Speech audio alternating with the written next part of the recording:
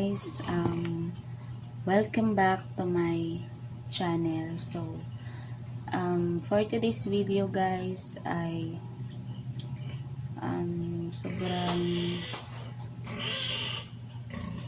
sobrang nakakalungkot po talaga ng buhay.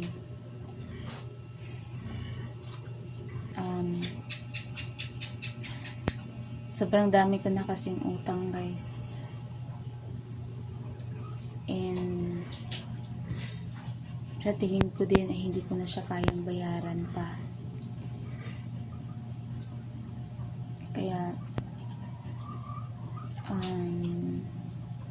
Kaya ngayon ay hindi na muna ako nag-update sa aking mga social media dahil sobrang na talaga akong na-stress.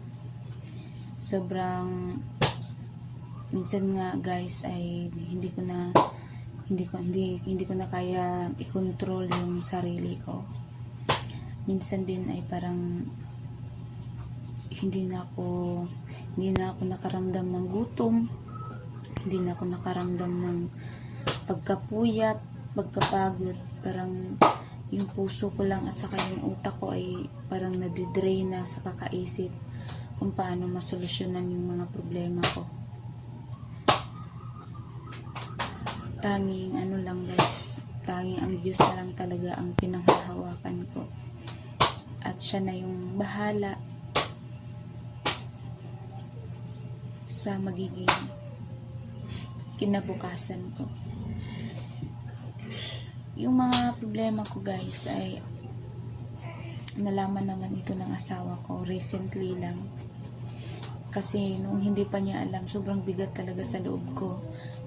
At hindi ko kayang itago hanggang sa dumating talaga yung pagkakataon na nalaman na ng asawa ko lahat ng problema ko, kung kaya minsan ay napadugtong niya yung sitwasyon ko. Bakit palagi akong malungkot, palagi akong hindi natutulog.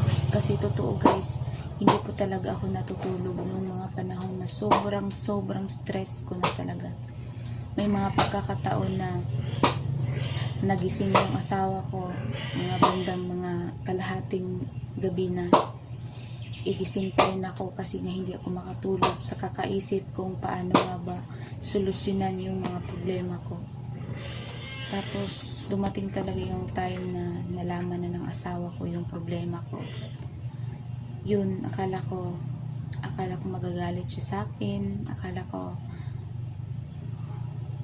ko hindi ko siya magiging kakampi. Kaya ko lang naman siya hindi sinabihan sa mga transaction ko, sa mga nagiging problema ko, kasi ayokong malaman niya, ayokong ma-stress siya. Pero sa bandang huli nga pala guys, nung nalaman niya, dumating din talaga yung panahon na nalaman niya yung mga problema ko. Kung kaya yun din ang isang bagay na pinakatatakot ko, yung malaman niya yung mga problema ko. Pero salamat talaga sa Diyos guys, dahil hindi yun ang nangyari. Hindi yun yung inasahan kong magalit siya ng sobra sa akin, pakaiwan pa niya ako. Pero hindi niya ako binitawan, tinulungan niya ako, kinukomfort niya ako.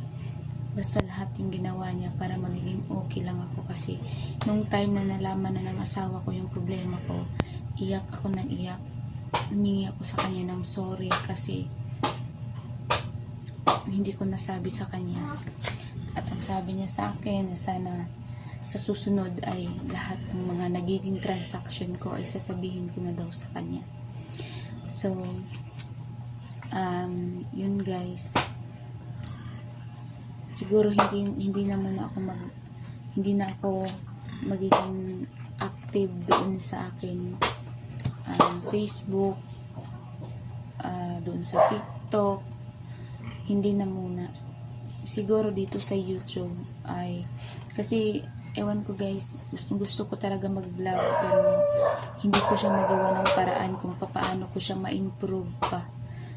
So kaya kahit anong content na lang yung ginawa ko. Kasi guys, ito yung pangalawang channel ko, kasi yung unang channel ko na monetize na channel, nawala yun.